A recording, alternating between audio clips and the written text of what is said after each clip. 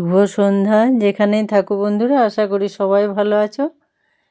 দেখো, আর সারাদিনের কাজকর্ম সমস্ত সেরে চলে এসেছি সন্ধ্যাবেলায় আবার রান্নাঘরে।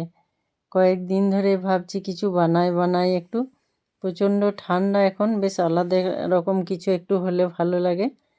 তাই চলে এসেছি আজকে একটু ফুচকা প্রোগ্রাম। ভাবলাম যে বন্ধুদের সঙ্গে একটু শেয়ার করি। এটা তো সবার পছন্দের জিনিস। প্রথমে যেটা দেখলে, একদম শুকনো খোলায় ভেজে নেওয়া একটু জিরে, মৌরি, কয়েক দানা মেথি আর লঙ্কা। এই ভাজা মশলাটা কিন্তু অনেক কিছুর সঙ্গে যায়, খুব ভালো লাগে। এই ফুচকা জলে একটু দেব, একটু বিট নুন, একটু ভাজা মশলা, আর ওই আলু সেদ্ধটাও একটু দেব। এটা তো চট করে হয় না, বেশ কয়েকদিন প্রস্তুতি নিয়ে তারপর শুরু হয় 3টে স্টেপ: আলু সেদ্ধ, তারপর জলটা বানানো, তারপর লুচি। আর এই যে ময়দাটা মাখা আছে, একদম শক্ত শক্ত করে মাখা আছে, এটা নুন ছাড়া। একটু আগে মেখে ভিজে কাপড় দিয়ে একটু ঢেকে রেখেছিলাম। আর এটা কিন্তু নুন দিয়ে মাখলে নেতিয়ে যায়। এটা নুনও না আর ময়ানও না, কেবল দেওয়া আছে একটু সুজি। শক্ত শক্ত করে মেখে এভাবে বাড়িতে যে নানা রকম সাইজে কৌটোর ঢাকনা থাকে, সেরকম দুটো ঢাকনা দিয়ে দুরকম সাইজের একটু কেটে নেব। আমরা তো যে কোনো জিনিস বাজারে পাই, কিন্তু বাড়িতে এভাবে বানানো জিনিস একদম নির্ভেজাল, ভয়ও করে না, কিন্তু একটু সময় লাগে। আর এখন দিনটা তো খুব ছোট আর প্রচণ্ড ঠান্ডা, বাইরেও তেমন যাওয়া হয় না। তাই ভাবলাম বাড়িতে একটু বানিয়ে নিই, সবাই মিলে বেশ জমিয়ে খাওয়া যাবে।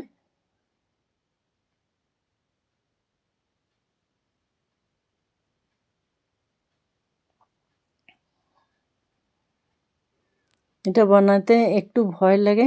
যতক্ষণ না লুচিটা বেশ ভালো রকম ফুলে ওঠে, ততক্ষণ একটু টেনশন থাকে ভালো।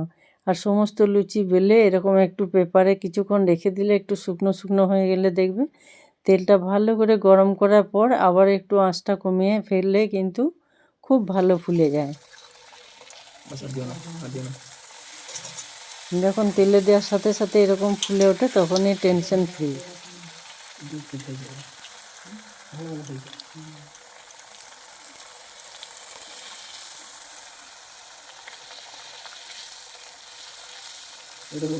আর বাড়িতে একটু সময় লাগে, একটু ঝামেলাও আছে, কিন্তু একদম নির্ভেজাল জিনিস, খেতে ভয় করে না। বাড়িতে এরকম বানালে তো একদম আনলিমিটেড খাওয়া।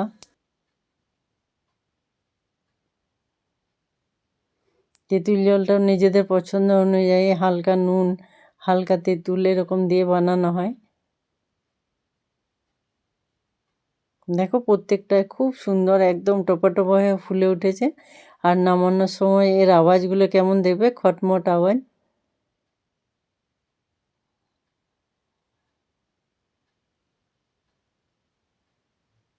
বাড়িতে আমরা অনেকবার বানিয়েছি। দেখবে একটু ঝামেলা আছে, যারা ফুচকা খেতে পছন্দ করো তারা এভাবে বানিয়ে দেখবে।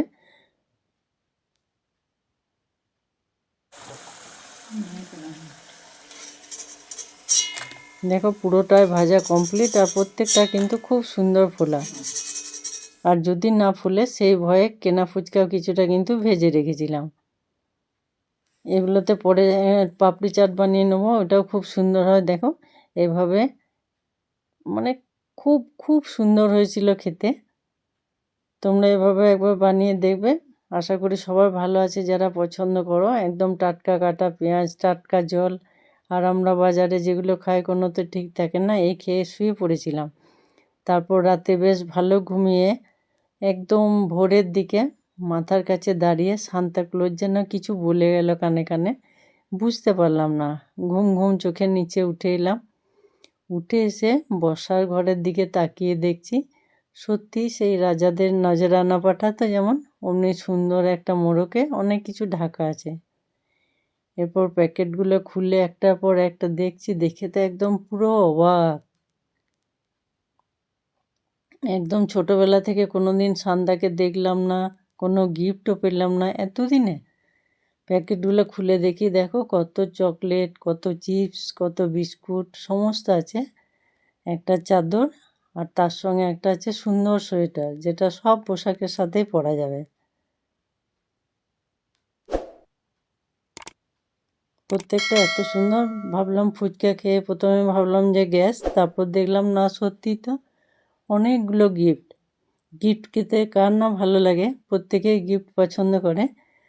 এই সমস্ত গিফট কেমন লাগলো বড়দিনে, তোমরা কে কী গিফট পেয়েছো অবশ্যই জানাবে। আর আজকে পুরো ভিডিও কেমন লাগলো জানাবে।